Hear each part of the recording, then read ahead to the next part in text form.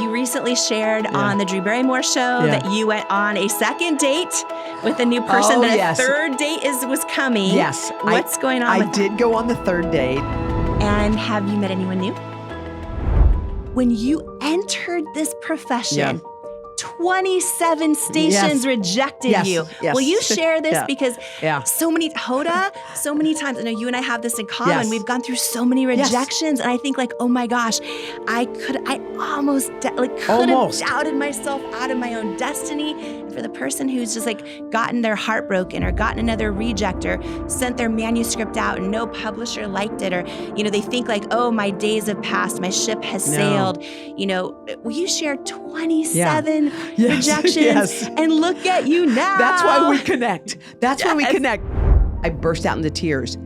That man single-handedly changed the course of my life in that 1 minute. You don't need 27 people to love you. You just need to find one. And there's always one. I'm just thinking about the person listening and watching us right now who maybe they're on their 27th heartbreak. Their 27th person cheated on them again. Their 27th betrayal, the 27th, manuscript rejection, or the 27th time they stopped themselves from even trying. Just recognizing what you need. To be happy and deciding to make space for that. Because if we still hold on to things that are good enough or fine or the relationship that we should just be grateful for and all, there's no space. And you're making space, and now you're like, oh, in my life right now I have space for a fun Friday night. That's what I have space for right now. And when I know there's space for more, I'll know there's space for more. And you also kind of like, with faith, declare the space that's coming. Like, oh yeah, a new love also is coming. And I just find this so inspiring. If you ever need company on FaceTime, I will FaceTime you with a sleeve of Ritz crackers from my bed watching Real Housewives. I love it. And we can do that together. Don't you love how they go in your mouth? It's like they melt. You don't even have to chew it. You just put it in and one after the next. The whole sleeve is gone in moments. The best. How did you learn to speak up? Because there are so many people who don't think they're worthy of speaking their voice, or they think if I'm the real me, if someone saw the real me, then I will not be loved. Do you know with absolute certainty God exists? Or do you ever doubt God exists? I've never doubted it. Not for 1 second, no. Never. I was mad at God when my dad died. And I hope that they, which I always tell them, that no matter what, I'll always be there in some form, and that they feel my presence, protecting them, loving them, and watching over them. I hope that's what they say.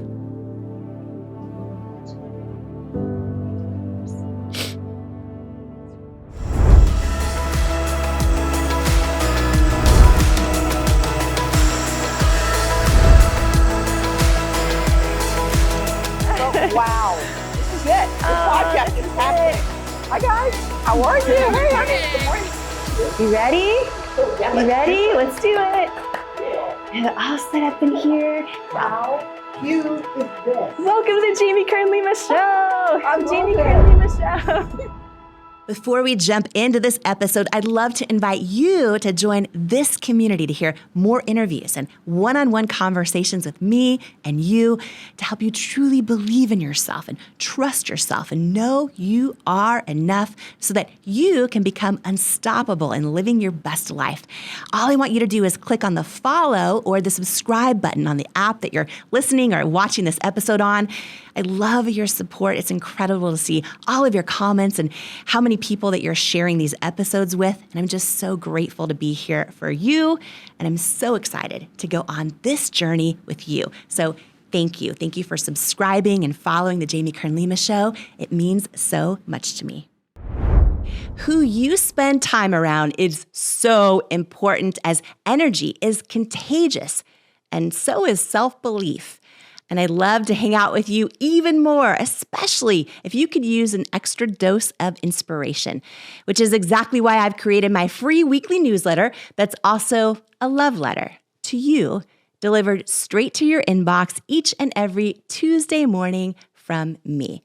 If you haven't signed up to make sure that you get it each week, just go to jamiekernlima.com to make sure you're on the list, and you'll get your One-on-One with Jamie weekly newsletter and get ready to believe in you.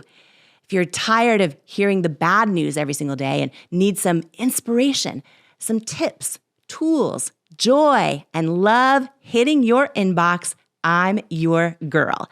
Subscribe at jamiekernlima.com or in the link in the show notes.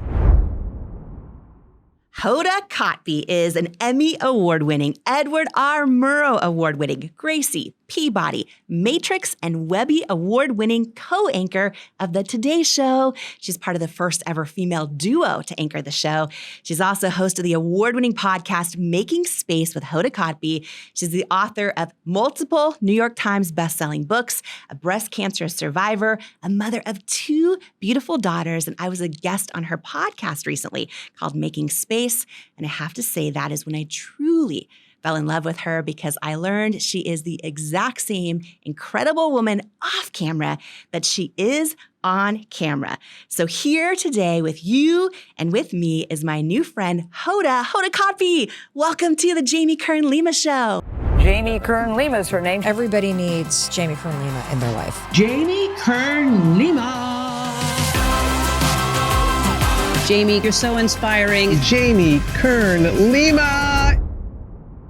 What's so exciting about this is like, you make history. You make history with the Today Show, right? Biggest job you can get in this industry.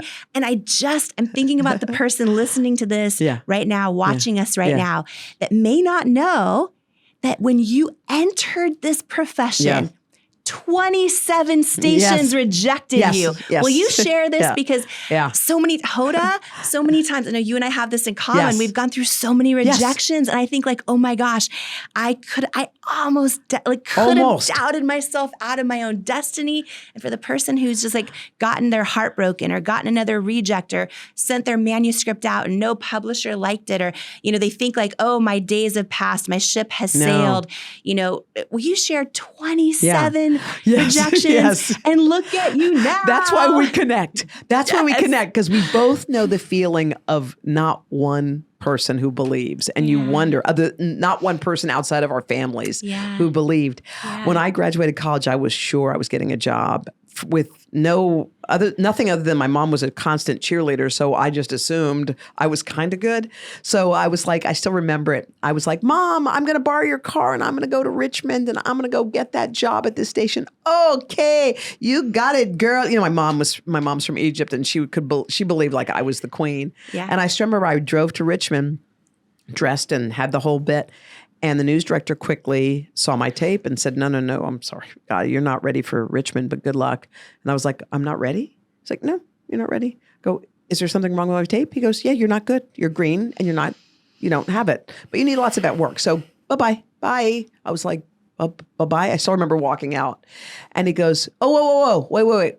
My buddy in Roanoke, he's hiring people. Smaller station than here. And he's a few hours. He's like 3 hours from here. Why don't you drive there?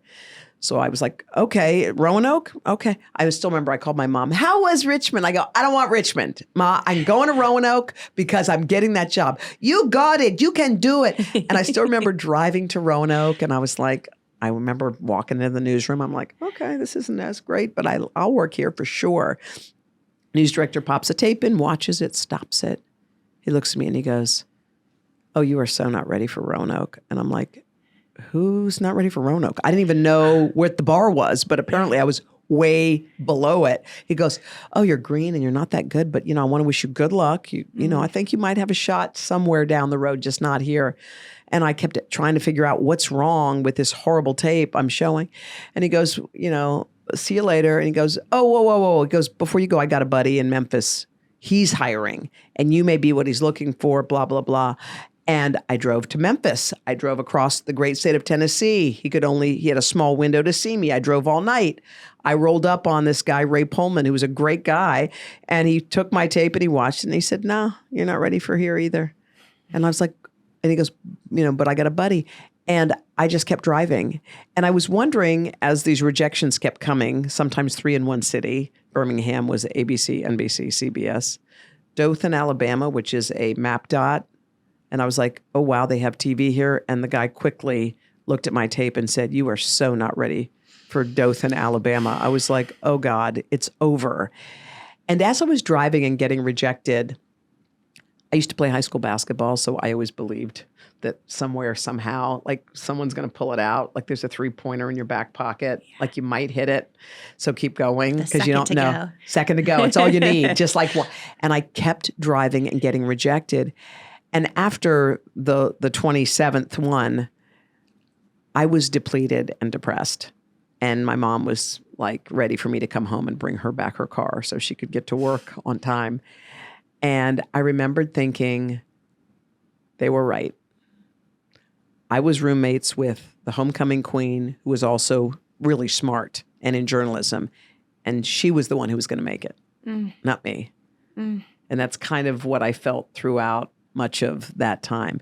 And that professor who said to me, I'm going to save you some time because they only take certain people in that industry. And I think that you could be well suited for print or PR, a lot of things, but I just don't think that's your lane. And all those naysayers came rushing back. And so I was thinking to myself, yep, okay. So now what am I doing? PR? I don't even want PR. Like I was into news. I liked all that stuff. And as I was driving home, depressed and playing James Taylor, and because that's what I did, I was like, this is the worst, fire and rain, crank it up and continue driving home. And I remember I was lost because by then I was just driving aimlessly. And there was a sign, a physical sign that said, CBS, our eye is on you, Greenville, News Center 15. I was like, News Center 15? Okay, let me go get that rejection. I need a map. I don't have a map. And that was when you needed a map. And so I went in there and I'll never forget this guy. He was 5 feet tall. He's like, hey, girl. I was like, hey, I'm the news director. I'm like, hi. He goes, I was sports director. And then Joe Macione promoted me to news director. I was like, oh my God, you're the news director. This is amazing. Anyway, here's the worst tape in history is what my eyes were saying. And he took that tape, and I still remember it. And I'm looking at this short guy taking my tape, sticking it in the machine. And I just practically have my hand out, like, give me that thing back so I can just. And he just kept watching it. And Jamie, I watched him watch that tape. And all of a sudden, like blood was pumping, my heart was pounding. I'm like, oh my gosh, this man is watching this horrible tape. He went past the part where everyone ejected it, me with standing in front of the Tridell house or whatever it was, so bad. And all of a sudden, he stops that tape and he looks at me and he goes, he was calling me Hilda when I walked in, but I didn't even correct him because, what's your name, Hilda? All right, come on, girl. I was like, it doesn't matter, just call me. And he goes, Hilda? And I go, yeah. He goes, I like what I see. I was like, I burst out into tears. That man single-handedly changed the course of my life in that 1 minute. Well, you're not going to work in Greenville because this is the big city. You're going to work in Greenwood, okay? And you need your own car. You got a car? I was like, I'll get one. He goes, and you're going to be driving around, and you're going to carry a scanner and sleep with it. You're going to get every fire, every shooting, I was like, I got it. Can you edit? I was like, yes. I mean, all the things I couldn't do. But that man did it. So it reminded me that you don't need 27 people to love you. You just need to find one. And there's always one. You found your one. You found your one. That one moment on QVC, those 10 minutes, you found it. Yeah. You found your sweet spot. And I think the trouble is we often quit before it comes. And then what? Like, what would have happened? Sliding doors. If I had not seen that sign, then what? I would be working in PR? Maybe. Would I be happy? I don't know. But I wouldn't have had this life. And I feel like sometimes, like you're wondering, like, when are my blessings coming? And I think weirdly, sometimes your blessings come on the other side of the jump. They're waiting for you there. They're not coming here. Why are you sitting here? They're not coming to you while you're sitting here. Your blessings are over there. Until you risk it and take the jump, then they'll come. But if you stay safe here and ask over and over, when's it my turn? When are my things coming? Well, you have to risk too. And I feel like that's something that showed me. Like, you jump and risk. My blessing was waiting at Stan Sandroni's door. I didn't know it. Yeah. You just don't know when it's coming. With QVC, they rejected me for years, and I still kept going. And so in my case too, it was like finally getting the yes and trusting my knowing that I was supposed to keep going, even when everyone was saying no. And I'm just thinking about the person listening and watching us right now who maybe they're on their 27th heartbreak. Yeah. Their 27th person cheated on them again. Yes. Their 27th betrayal, the 27th, manuscript rejection, or the 27th time they stopped themselves from even trying. Yes. And when you're driving past that sign, you just had 27 other rejections. Your mom needs her car back. A million reasons to go home. A million reasons to go home. Did you have kind of like a whisper inside? Like, okay, I'm supposed to stop, or I'm going to try again? Or what made you stop versus just being like, you know what? I don't know what made me stop. I think I was truly and honestly depleted, and I think it was like a Hail Mary. I think I looked at it and I was like, last one. Last. And I did say to myself, like, if this is the 28th, look, how many signs do you need, man, before you're like, okay? Because I'm sure you've asked yourself that too. When are you being shown that you're supposed to reverse course or change course, or when are you supposed to keep pounding the brick wall? But I think if you find yourself in the same relationship, job type, whatever it is, and why does this keep happening to me? Yes. I think that does raise a lot of questions. Like, there's something there that needs to be kind of sorted out inside, I think. Hoda, I used to care so much what people thought. And if their words would stick and take root, like if I were in your situation and so many people over and over, you don't have what it takes, you don't have what it takes. For decades of my life, that would take root and I would replay their words. Yeah. And it's really been this journey for me of like, getting still, praying, going, do I feel that is true? Am I supposed to keep going? And I think about, look at you. Like, look at you. You are the very top that you can possibly be in this profession. And then 27 no's. I just want everyone to hear this because this is so good in everybody's life right now. 27 no's. Thank God for whatever reason you chose to do Hail Mary and stop at 28th and look at how everything has sort of unfolded, right, in your life. And I love it. I here's hope and pray that people. Yes. Yeah. I think that's so important. And somebody said to me something on the show the other day. I was interviewing Sam Worthington for a show he's in, and he gave some profound advice. And he said he heard it from somebody who heard it from somebody, so he didn't want to take credit for it. But he said, here's how life goes. You are surfing, and you are riding a wave, and you're on top of that wave, and everybody's applauding. Oh, my God. Look at Jamie. Look at Hoda. Look at this one. Look at that. Wow, wow, wow. And you're on top. Well, what happens on a wave always, and this is part of life, and that's cool. This is all cool, is your wave goes up and your wave goes down. And behind you are others who are about to catch their wave. And you can see them behind you. You're like, wow, I rode mine. Mine's done. Okay, way to go. And then you watch the next person come and ride their wave. But he was saying the magic of life comes from getting on your surfboard and paddling back out, because you're going to catch a new wave, a different wave, a wave that's going to take you somewhere else, a wave that's going to be a different ride for you. So we're all on these rides. And I think it's sometimes when people hit the peak of wherever their thing is, they're scared, like, oh no, now what? Now what? I'm going to hang on. I want to ride. You can't ride on top forever, but you can choose another wave that's coming next. And also acknowledging that others are coming behind you who are also equally amazing.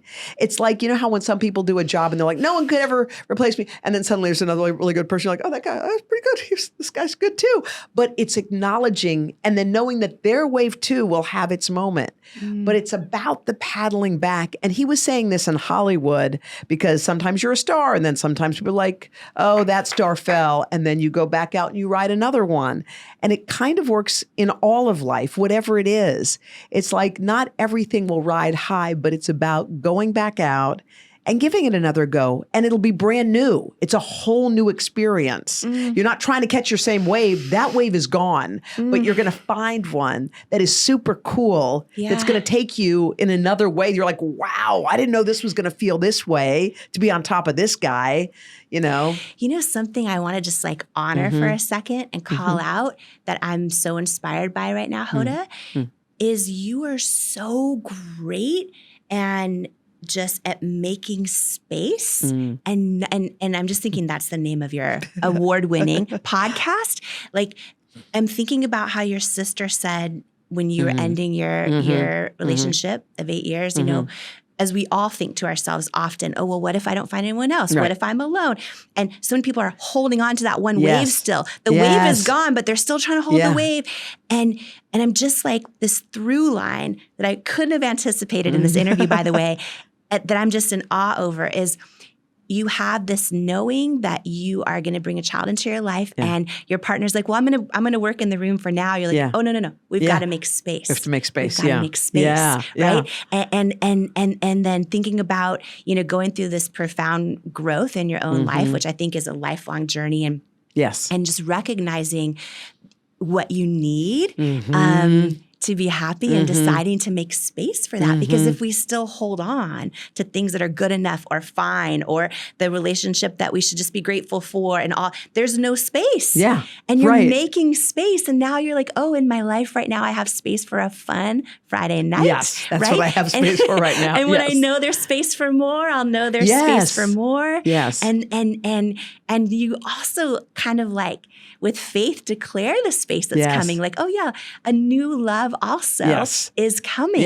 And I just find this so inspiring because probably one of the most common questions I ever get asked is people feeling that they're stuck and that, you know, they think their job is good enough, but they're not happy. They've always wanted to try something else, but they're playing it safe. Their relationship's not fulfilling, but they don't want to be alone. And it's just kind of this life where, and you know, often when you talk to past generations, well-intended, you know, if we were blessed enough to be raised by well-intended family or chosen family, a lot of them do say to us like, oh, well, just be grateful. And they you know, they want us to just have a whatever their definition of success is and please enough people and have the right manners. And before you know it, we're people pleasers. We're trying to make everyone else happy and we don't even know what we want anymore. And the thing I'm so fired up about right now is like every person listening, Hoda, every person watching this right now who through your story and the things you're sharing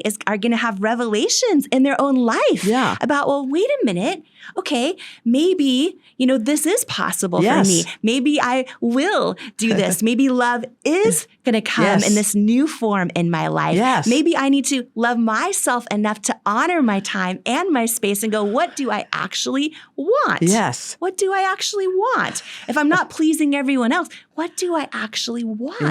And I feel like I'm witnessing this on all of these levels right before me. And you know, I want to say one more thing. Like you so beautifully honor friends in your life that have changed your life. You're talking about your 60th birthday and you're talking about honoring Jenna and honoring Savannah and honoring Maria Shriver and the impacts they've had on your life. And I just want to, for a moment, honor you for the things that you so vulnerably share because you are the person, you are the friend to so many people at home who don't have a Savannah or a Jenna or a Maria in their life, but they have a Hoda who like is sharing these things. And I think that so many people, you know, we learn to believe things are possible in our lives also when we see somebody else that shows that to us. So I want to honor that just for a minute. And I also, you know, a couple rapid questions that if I don't ask them, everyone's going to be really mad. Because there are people First of all, people are obsessed with your dating life, and they're also just such big fans of the Today Show and of so many different things. And I think in big part, they really experience life in friendship and in partnership with you in their home every day. So you recently shared on the Drew Barrymore show that you went on a second date with a new person, but a third date was coming. Yes. What's going on with that? I did go on the third date, but I did kind of decide in that space because this person who's a lovely human being has a lot of kind of things that are being worked out that I think what I'm looking for more kind of just simplicity. And, I think when you reach a phase, like I was very much a fixer in life, you know, I'll help, I'll do what and then sometimes you're like, you know what, let's just pause that instinct. Because that is my instinct. Yeah. I'll help. I'll make it better. What do you need? How can we do it? So that has been tabled beautifully, like nothing funky, all good. Yeah. He's very cute, by the way. Extremely handsome. I'll show you a picture after. Okay. Yeah. Okay. Yeah, but tabled for now. Tabled for now. Yeah. And have you met anyone new? No, I haven't yet. Okay. Not yet is always my thing. Yeah. And again, it was funny because Maria was saying to me, what do you have room for today? So as you look, are you seeking in this moment?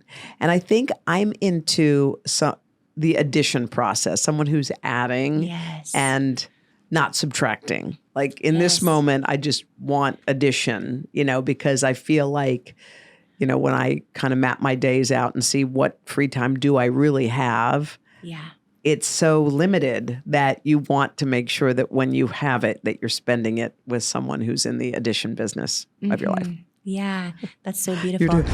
There's so much more coming up in this episode. You are not going to want to miss it. But first, I wanted to share this with you. In life, you don't soar to the level of your hopes and dreams. You stay stuck at the level of your self-worth. When you build your self-worth, you change your entire life. And that's exactly why I wrote my new book, Worthy: How to Believe You Are Enough and Transform Your Life for You. If you have some self-doubt to destroy and a destiny to fulfill, Worthy is for you. In Worthy, you'll learn proven tools and simple steps that bring life-changing results, like how to get unstuck from the things holding you back, build unshakable self-love, unlearn the lies that lead to self-doubt, and embrace the truths that wake up worthiness, overcome limiting beliefs and imposter syndrome, achieve your hopes and dreams by believing you are worthy of them, and so much more. Are you ready to unleash your greatness and step into the person you were born to be? Imagine a life with zero self-doubt and unshakable self-worth.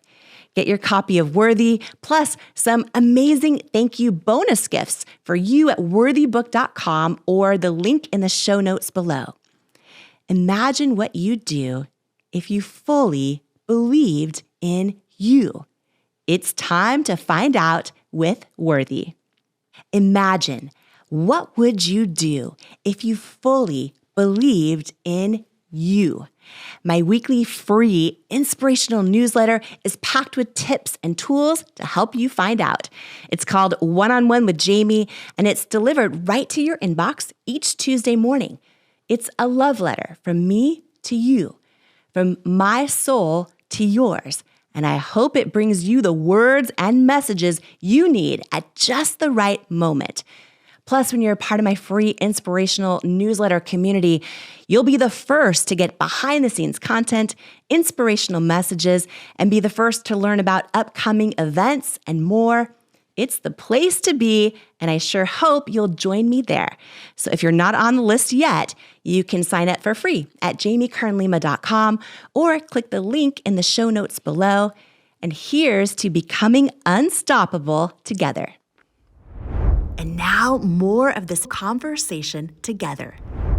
You mentioned once something that I think was so profound, that when you first partnered with Kathy Lee, on the 10 a.m. hour, and I think it was her late husband that shared this with you about making the decision to fully trust your partner. Can you share that?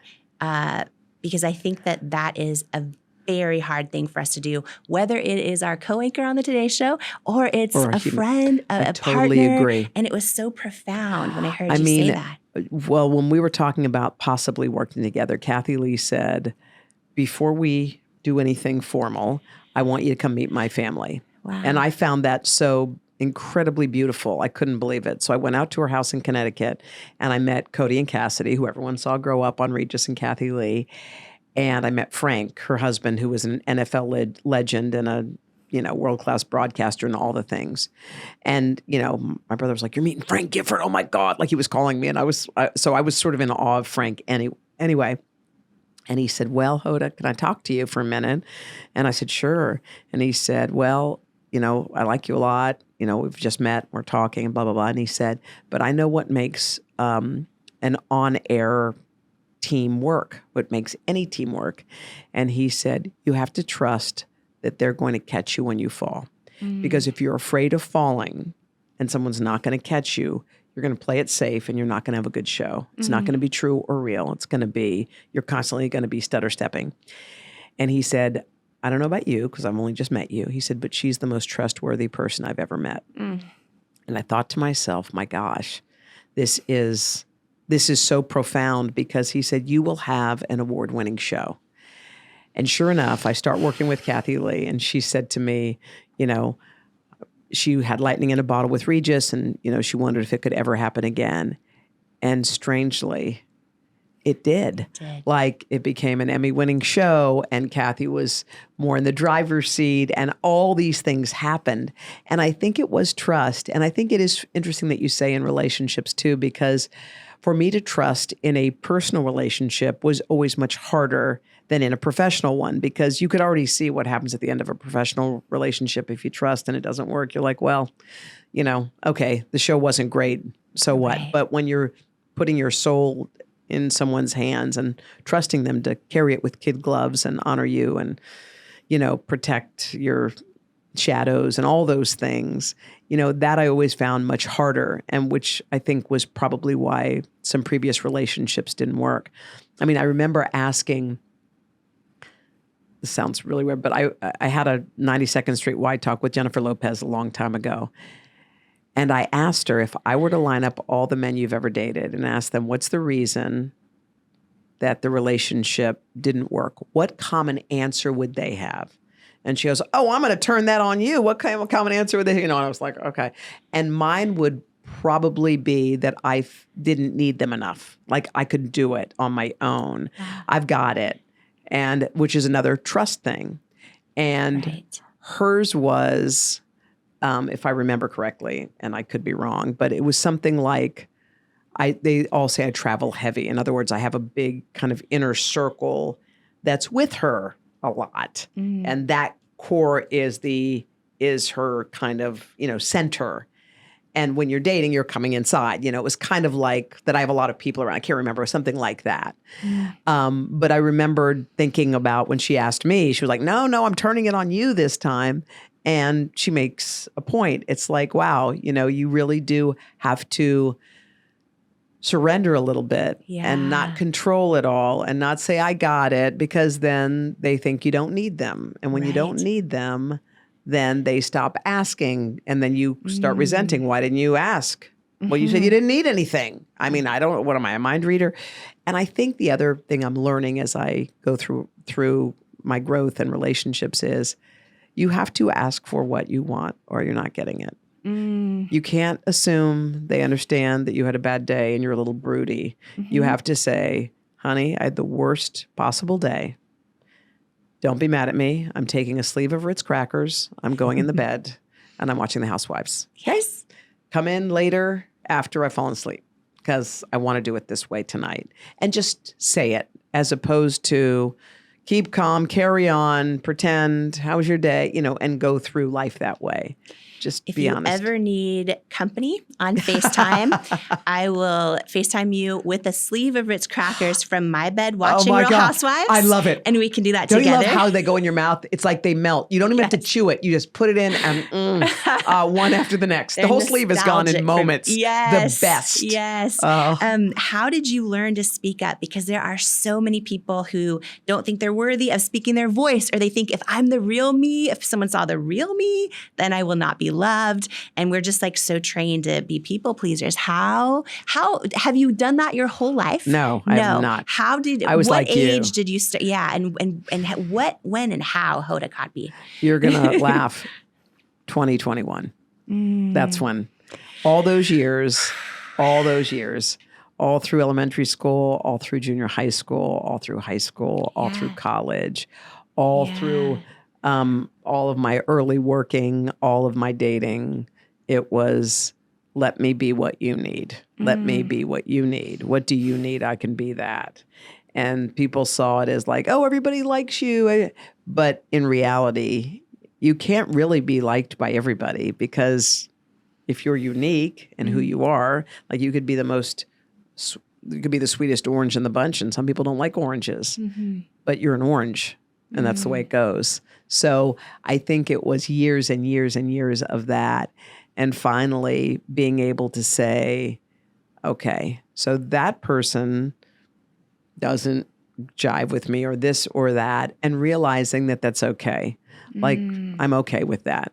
And also, I want to reflect it, because I don't want kids who are making everybody else feel good at their own expense. I want kind kids, but I want kind kids who know who they are, who know that what is right and wrong. I want kind children, but I don't want people who are so worried about pleasing that they're going to become me, what I was. And I don't want that, What an incredible shift, because, in your 50s, that's when it to happened. step into that while you're also now the mom of two young daughters. Yes. Like, think about how different the example they have would be, and how profound. This is why, the theme of this episode, just this intention, it's like, it's never too late. It's never too late. Your best days are ahead.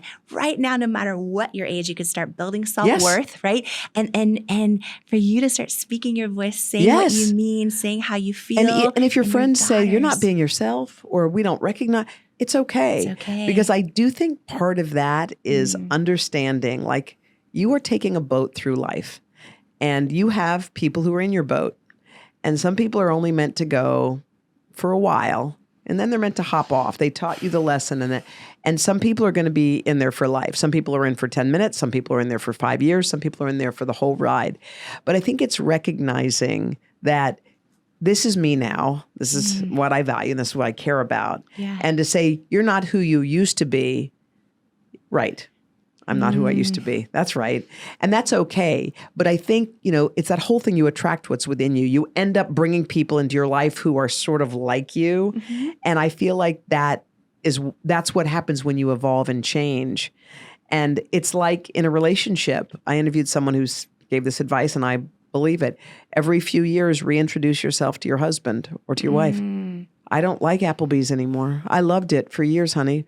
But we always go on Thursdays. I know. And I loved it. But now I want to go to Houston's. I like Houston's. I like the chicken salad with the peanut sauce. Like, that's what I like. By the way, it's so good at Houston's if you've ever tried it. I have not had that salad. Oh, girl. Okay. Once you have it, it's over. And the artichoke cheese dip, whatever.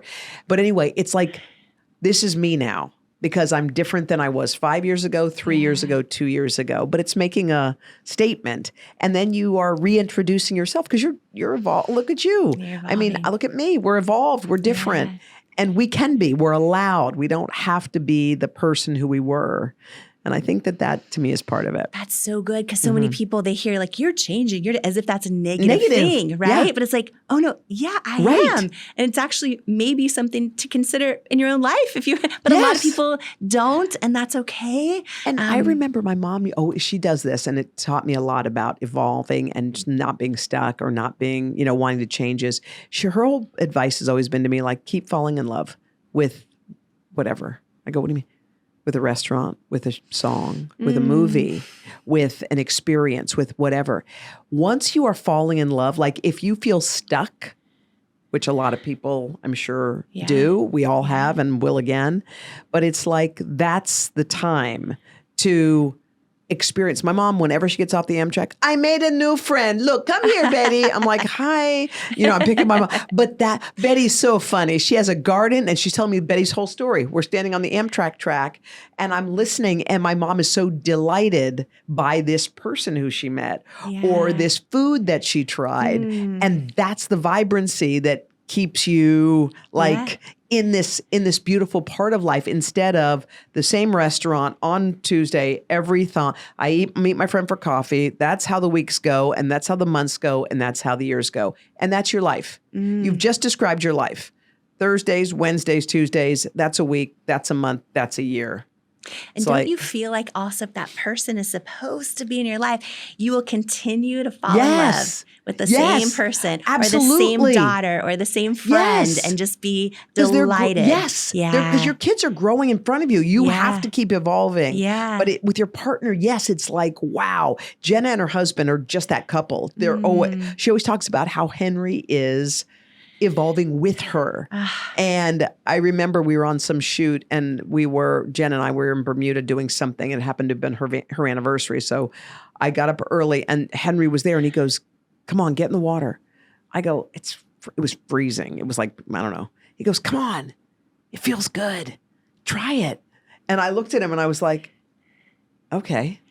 And I dove in and Jenna came up. You dove in? You're kidding me. Because she goes, your hair and the keratin, you just got right in. Like, I got right in. But I saw what he does. He's like, come on. He goes, try it. He goes, you'll burn a ton of calories. We don't have to spin. It'll be amazing. And the water feels so And all of a sudden, so I was imagining what that relationship is. It's try it. Let's do this together. Let's try something. And when Jenna arrived, I was like, I get it. I totally get your thing. And I always got her and Henry, but I get it more now. She actually showed me a picture that he had sent her and it was of her fishing. And he wrote underneath, her delighted when she pulled a fish up. And underneath it said, he wrote, I love this girl. Isn't that like that? That's it. Evolving, growing, changing, noticing the little things. It's there. That is so beautiful. Yeah, and falling in love all over. You know, my husband and I, when we worked together, oh my gosh, because we built It Cosmetics together, it was 100-hour weeks. And for over a decade, when we eventually sold the business, I was like, we went through a couple of years where we're like, who are we? Who are we? And just like evolving into like really knowing who we truly are. And I am so grateful for what you just said. Like, the show, the Jamie Kern Lima show podcast just launched and he calls me freaking out that it made the top 100, all these things. And he says, now I haven't listened to the first episode yet, but I have it playing. I have it playing on my iPad so that you get credit for a download. Okay, I'm like, that's love. That's it, right? That's and love. I just like those little things just made me fall in love because I'm like, he cares. Sometimes you just want to know like someone just tries and they care and he knows nothing about podcasts or anything else. He's like, you're going to get credit for a download on I'm like, thank you. I love you. Like, it's just so sweet. That's love. I know you've talked about your conversations with God. Do you feel like, do you know with absolute certainty God exists? Or do you ever doubt God exists? I've never doubted it. Not for 1 second. No. Never. I was mad at God when my dad died. Like I had those kinds of things. But in terms of my feeling of God existing, I've never once wavered. Like I feel his presence on me. Yeah. I feel like each morning I'll write down something that says, Dear God, thanks for this precious day, this day that will only come once this way. Show me your lessons and your love. Show me everything. And I don't want to miss it. And I feel like it's never wavered from me and it's only gotten stronger. My daughter had an illness and I had so many epiphanies about God's presence that I felt like kind of took over for me, and it just strengthened. It strengthened it all. when you think of your daughters as grown women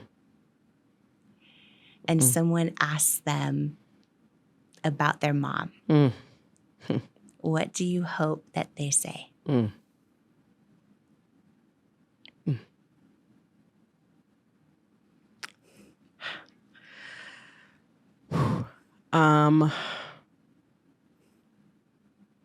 I hope that they say that we were raised by a mother who dreamt about us, prayed for us, and hoped for us. We felt like we were loved and accepted, that she loved us just as we were. She didn't want us to be any different than what we were. And that she taught us about life's possibilities. And I hope that they say, a long, long, long time ago, my mom was on TV. We heard, but we don't really remember that part. I hope they remember what it feels like to be held by me. And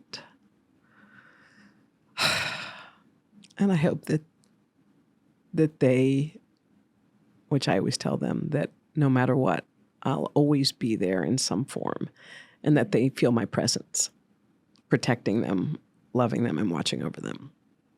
I hope that's what they say.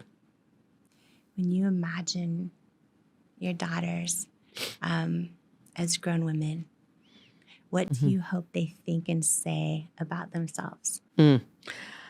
I hope one of the first things they say is that they love who they are, that they're not pretending, that they're just themselves, that they didn't have to do what we had to do through life. I hope that they say that they know everything about themselves. I want them to know all the things about their background, their extended family, and the family that chose them. I want them to know how big and beautiful their world is, but also how small the world is, how small it all is. Races and colors and creeds and religions. The world's tiny. The world's super tiny. And I think that, I hope that they know exactly who they are, and that one of the things that they will do, and I think this is them innately, is to spend their life doing something of service, something in service of others. And they're already doing it without me even mentioning it. Just for the person listening today who feels like their ship has sailed and all of a sudden they're thinking, well, wait a minute, are my best days ahead? What do you say to them? I say this. First of all, if you believe it is true, then it will be. So if you believe that your best years have sailed by, you're right. It's like what I tell my kids. If you think you can or you think you can't, you're right. So here's what we have to do. All we have to do is do a mind adjust. That's all we have to do. We have to change the way we look at things. I'm standing here at about to turn 60. I've got a 7-year-old and a 5-year-old and a career I could only dream about.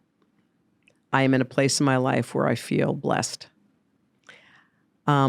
It's possible. I'm looking at Oprah, who just turned 70, who's living her best life right now. Yeah. I see her down the road and I think, wow, that's what 70's like? Cool. That's going to be amazing. She runs too. on the beach. Yeah, of course she does. I'm like, when's the last time I've run? Right. I don't know. Yeah. Right. Yeah. But that's what I think that possibility is around. And if you're around people who tell you there are not possibilities, find new friends. Yes. And Amen. let's start clean slate. Yeah. I love it. Hoda. I love you. I love you. I love you. On the show, everyone gets a special gift. Oh, I wore what? these sneakers because I love those I sneakers. have something. They're sparklers. For you. And then Oh my God. I love, first of all, your color palette is to die for. this is special for you. Thank you. Because everyone on the Jamie, Kern, Lima show gets this. And then. What is it? Can I open it right now? Yes. Okay. Are these your sneakers?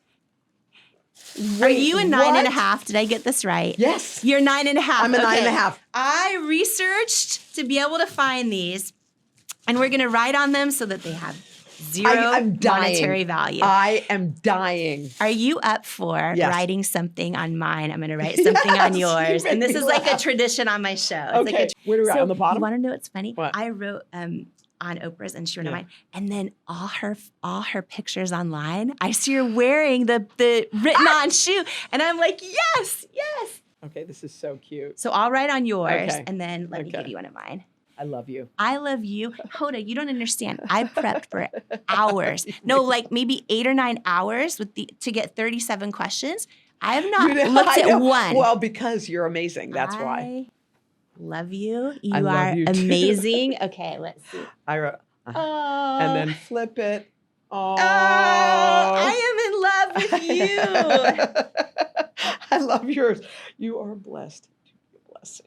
Oh, I love it. I love it. I love it. Okay, you're going to see mine in pictures too. If you loved today's episode too, my only ask is that you please click the follow or subscribe button for the show on your app and give it a rating or review, and then share this episode with everyone you believe in. Share it with another person in your life who could benefit from it. Post it and share it with others online or in your community who just might need the words and tools and the lessons in this episode today. You never know whose life you're meant to change today by sharing this episode. And thank you so much for joining me today. And before you go, I want to share some words with you that could not be more true. You, right now, exactly as you are enough and fully worthy. You're worthy of your greatest hopes, your wildest dreams, and all the unconditional love in the world. And it is an honor to welcome you to each and every episode of the Jamie Kern Lima Show. Here, I hope you'll come as you are. Heal where you need. Blossom what you choose. Journey toward your calling and stay as long as you'd like, because you belong here. You are worthy. You are loved. You are love. I love you. And I cannot wait to join you on the next episode of the Jamie Kern Lima Show. Do you struggle with negative self-talk? Living with a constant mental narrative that you're not good enough is exhausting. I know because I spent most of my life in that habit. The words you say to yourself about yourself are so powerful. And when you learn to take control over your self-talk, it's life-changing. And I wanted to give you a free resource that I created for you if this is something that could benefit your life. It's called 5 Ways to Overcome Negative Self-Talk and Build Self-Love. And it's a free how-to guide to overcome that negative self-talk, to build confidence and develop unshakable self-love so that you can dream big and keep going in the pursuit of your goals. Don't let self-sabotaging thoughts hinder your progress any longer. It's time to rewrite the script of your life, one filled with self-love, resilience, and unwavering belief. If you're ready to take charge of your narrative, build unwavering confidence, and empower yourself to persevere on the path to your dreams, you can grab your free guide to stop overthinking and learn to trust yourself at jamiekernlima.com/resources, or click the link in the show notes below. Who you spend time around is so important, as energy is contagious, and so is self-belief. And I'd love to hang out with you even more, especially if you could use an extra dose of inspiration, which is exactly why I've created my free weekly newsletter that's also a love letter to you, delivered straight to your inbox from me. If you haven't signed up to make sure that you get it each week, just go to jamiekernlima.com to make sure you're on the list, and you'll get your One-on-One with Jamie weekly newsletter and get ready to believe in you. If you're tired of hearing the bad news every single day and need some inspiration, some tips, tools, joy, and love hitting your inbox, I'm your girl. Subscribe at jamiekernlima.com or in the link in the show notes. I am so excited for this book. You know why? Because it's going to save so many people. It's going to save people. Worthy. your new beautiful book, Worthy. Get this book.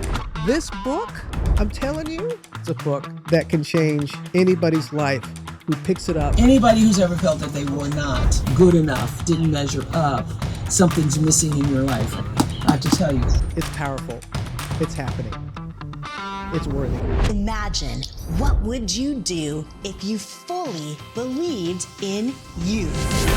I went from struggling waitress facing non-stop rejection to founder of IT Cosmetics, a billion-dollar company, by learning how to overcome self-doubt and believe I am worthy of my hopes and dreams. And I'm sharing how you can too in my new book, Worthy, How to Believe You Are Enough and Transform Your Life. If you're ready to truly trust yourself and break through that barrier of self-doubt, and know that where you come from, or even where you are right now, doesn't determine where you're going, then Worthy is for you. It's time to go from doubting you're enough to knowing you're enough. It's time to step into all of who you are and into the person you were born to be.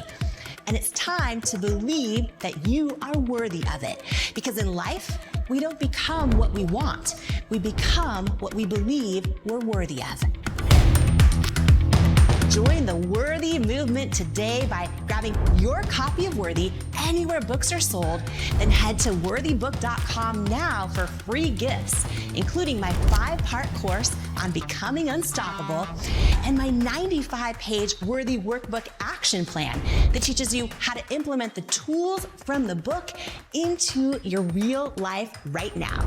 Worthy is groundbreaking. Yo, my God! Worthy, you are worthy. This book is going to change lives. This book literally will teach you how to actually feel worthy so that you can have the strength, you can have the confidence. The lessons in this book and the strategies will change your life. You will never be the same again after you read this book. Jamie's book, Worthy, is a must-read. It is going to inspire you, empower you, give you the hope that you need and the kick in the rear end that you deserve. Jamie's book, Worthy, is incredible. The gifts are going away, but they're all free right now on worthybook.com. If you loved this incredible episode with Hoda Kotb, I promise you, you are going to also love this life-changing episode of the Jamie Kern Lima Show right here. It's up next just for you.